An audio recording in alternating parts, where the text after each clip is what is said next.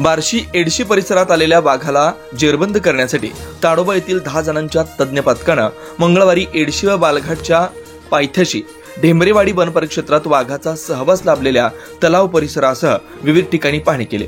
या पथकानं सकाळीपासून 10 ते 12 किलोमीटर अंतरातील डोंगर दऱ्यांमधून वाघाचा शोध घेण्यासाठी शोध मोहीम राबवली। मंगळवारी सकाळी 10च्या सुमारास एडशी अभयारण्यात वाघाच्या सवयीचा अभ्यास करून मोहिमेस सुरुवात करण्यात आली। वाघ खातो काय, तो पाणी कुठं पितो याचा शोध घेण्यात येतोय।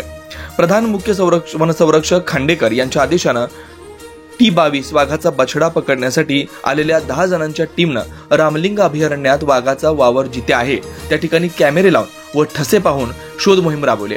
वाघाचं दर्शन झाल्यानंतर त्याला 20 ते 30 मीटर अंतरावर गुंगीचं इंजेक्शन दिलं जाणार आहे। या शोध मोहिमेत प्राणीमित्र, वनमित्रही मदतीला असणार। तसेच सोलापूर, धाराशिव, लातूर, उदगीर, भूम, बार्शी येथील वन अधिकाऱ्यांसह कर्मचारी, प्राणीमित्र आणि वनमित्रांचा समावेश आहे। ताडोबा येथून आलेल्या पथकाचं नेतृत्व डॉक्टर रविकांत खोब्रागडे करतात।